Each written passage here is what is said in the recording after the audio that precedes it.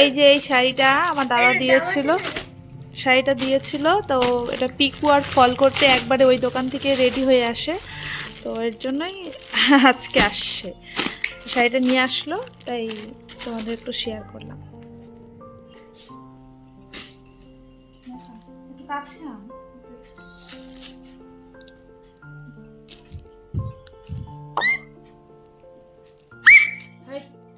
কথা বলো।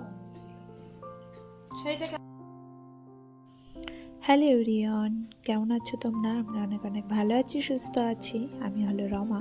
তো বলেছিলাম তো দেখাবো অবশ্যই সব কিছু, এই ভিডিওটায় আমি সব কিছুই দেখিয়ে দেবো।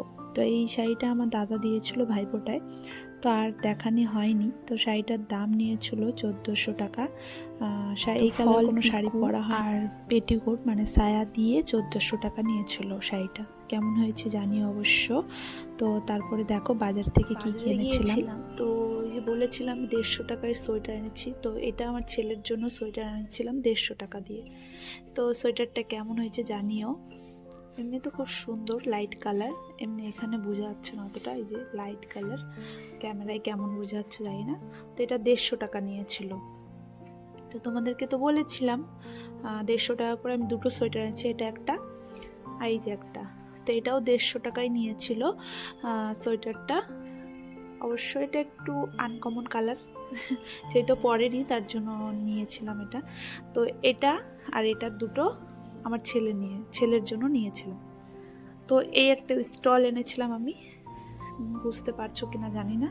তো এই যে এটা স্টলটা অনেকটাই বড়, এই যে। তো এই স্টলটার দাম নিয়েছিল 50 টাকা। অবশ্য জানিও কেমন হয়েছে। তো আমি কোথাও যাই ঠাই তখন এই আর কি পরে যাব আর কি, জিন্স টিন্সের সাথে।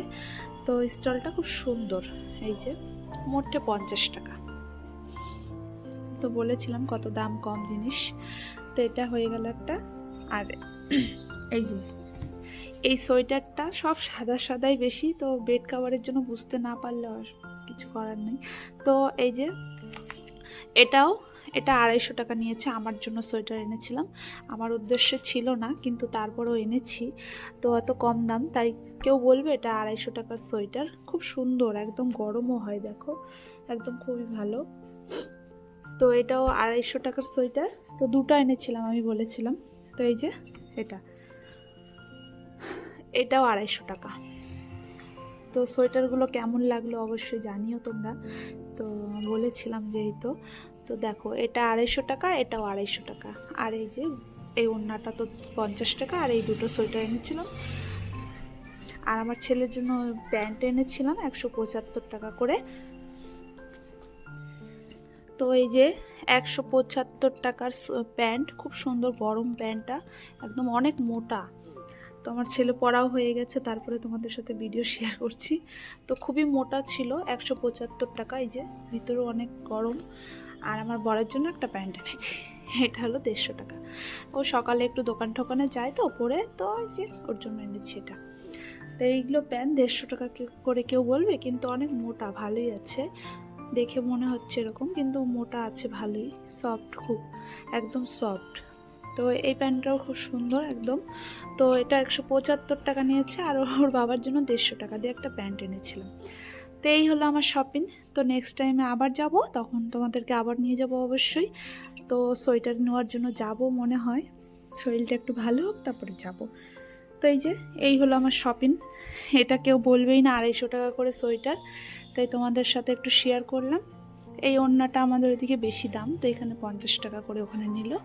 তো সোয়েটারগুলো তো দেখালে আমি, কেমন লাগলো অবশ্যই জানাইও আমাকে। তো মামি এসেছিল আর বান্ধবীও বসে আছে, আমরা সবাই একসাথে বসে এই বান্ধবী সবাই মিলে গল্প করছিলাম, ওর মেয়ে শুয়ে আছে। তো এটা কিছুদিন আগেকার কথা। তো সেদিনই আমাদের একটা বিয়েবাড়ি ইনভাইট ছিল। তো ছেলেকে বললাম তো জুতো নিয়ে আয়।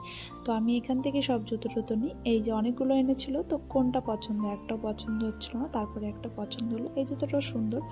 তো নেক্সট যেটা ভিডিও মানে যেটা জুতো নিয়েছিলাম ওটা অবশ্য দেখাবো, এই ভিডিওতেই দেখিয়ে দেবো। তো এই যে অনেকগুলো এনেছিল। তো এই যে এটা ভাল লাগছিল না, তো এটা আবার ফাইনাল করে নিয়ে আসলো। জুতোটা খুব সুন্দর। তো আমি বললাম কি চায়না লেখা আছে এখানে দেখ। তো আমার ছেলে বললো কি হ্যাঁ মা, এটা চায়না থেকেই আসে। তো এই জুতোটার দাম ছিল 800 টাকা। তো আমাদের এখানে চেনাশোনা আমার বরের বন্ধু, তো আমাদের ডিসকাউন্ট দিয়ে একদম 500 টাকা দিয়ে দিচ্ছে।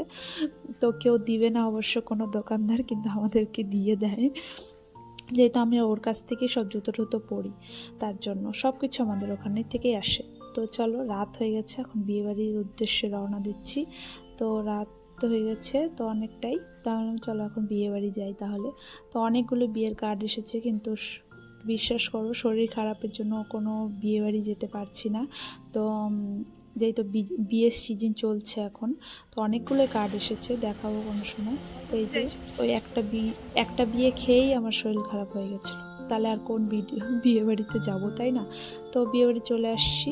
তো এই যে কফি নিয়ে আসছো, প্রচণ্ড ঠান্ডা পড়ে গেছিলো, আমি ওর মধ্যে বোকা সেজে গেছি, সোয়েটার পরে যাইনি। এই যে এই সোয়েটারটা তো নিয়ে এসেছিলাম, দেখেছিলে, তো আমার ছেলে পরেও এত সুন্দর লাগছে, পরে ভালোই লাগছে। তো এখন চলো খাওয়া দাওয়ার জন্য তাড়াতাড়ি করি, যেহেতু প্রচণ্ড ঠান্ডা। আমি কোনো স্টলও নিয়ে আসিনি, কিছুই নিয়ে আসিনি, আমার প্রচণ্ড ঠান্ডা লাগছিলো। তাই বললাম কি তাড়াহুড়া করে খেয়ে দেখো, কত কুয়াশাও পড়েছে। সবাই ভাববে জানি ফ্যাশন দেখাচ্ছে, কিন্তু না, যখন আমি এসেছি এতটা ঠান্ডা ছিল না, হঠাৎ করে হাওয়া ছেড়ে দিল আর ঠান্ডা পড়ে গেল, বুঝতেই পারলাম না কেন। তো না খেয়ে তো আর যেতে পারবো না। আমি কোনো মতো একটা দুটো নান রুটি খেয়েছিলাম, আর এই যে স্যালাড, এখানে তো স্যালাডে ভর্তি, যার যেটা এখানে ইচ্ছা সব কিছু সেখান থেকে নিতে পারে, তাই না? তো এখান থেকে সব কিছু আমি দুটো শসা নিয়ে নিলাম। তো প্রচুর যে এরকম প্লেটে সব কিছু নিয়ে ঠিক একদম বসে পড়বো, তাড়াহুড়া করে খেয়ে বাড়ি যাবো, যেহেতু প্রচণ্ড ঠান্ডা লাগছিলো আমার। তো আমার বরমশাই আর আমার ছেলে তো সোয়েটার পরে আসছে, আর ওদের তো কোনো অসুবিধা নেই। তো এখানে যে সব কিছু নান রুটি নিলাম দুটো, আর এই যে কত রকমের, এখানে সব ভেজ, ভেজই তো বলে, হ্যাঁ, নন ভেজ না, ভেজ, সব কিছু ভেজ, এখানকার বিয়েতে সব ভেজ। তো ওই যে পুরো থালা নিলাম, তারপরে ফলের আমার ছেলে আবার পুরো ফলের নিয়ে চলে আসছিলো, আমি যে নিয়ে যা ফল টলই খাই, তো নিয়ে আসলো। তারপরে দেখো আমার ছেলে খাবে, আমি বললাম কি পুরা প্লেট এখানে থালাওয়ালা ভরে গেছে এই টেবিলটা। তো আমার ছেলে আবার আইসক্রিম নিয়ে আসছে, তাহলে কি ঠান্ডার মধ্যে আবার আইসক্রিম খাচ্ছে। তো সোয়েটারটা কেমন লাগছে বলো? তো বলেছিলাম না একটা বিয়ে বাড়িতে এই যে গিয়েছিল, তো সুন্দর লাগছে সোয়েটারটা, খুব ভালো লাগছিল।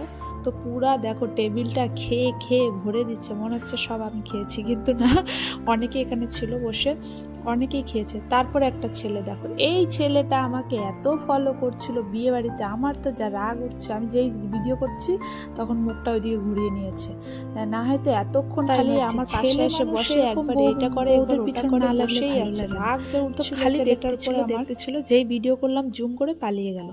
তো অনেকক্ষণ ধরেই দেখছিল, আমার পাশে এসেও বসছিল, এত পাজি ছিল ছেলেটা, জানি না কেন অনেকক্ষণ ধরেই ফলো করছিল আমাকে, পাগল নাকি ছিট নাকি জানি না, মাথার মধ্যে কি আছে। তারপরে বাড়ি যাওয়ার জন্য রেডি, দেখো ঠান্ডায় আমি কাতুকুতু করছি, এত ঠান্ডা পড়ছে, কুয়াশায় কিছু দেখা যাচ্ছে না। আর বিয়ের এত সিজন, মানে খালি বিয়ে বিয়ে, সব এখানে তো সব ম্যারেজ হোমে বিয়ে হয়, তাই না? তো নেক্সট ব্লগে তোমাদের আবার সাথে দেখা হবে অবশ্যই আমার। তো এই ভিডিওটা এইটুকুই, কেননা আর কোনো ভিডিও ক্লিপ নিইনি, বিয়েবাড়ি থেকে এসে তারপরে তো ঘরে পড়ে গেছি, এমন পড়ে গেছি আর কি বলবো। তো অনেকগুলো বিয়ে আছে আরও, যে দেখি শরীর ভালো থাকলে অবশ্য যাব, আমার তো ইচ্ছা আছে, এখন কি হয় যায়। এগুলো সব ম্যারেজ হোমেই এখানে বিয়ে হয় বেশি।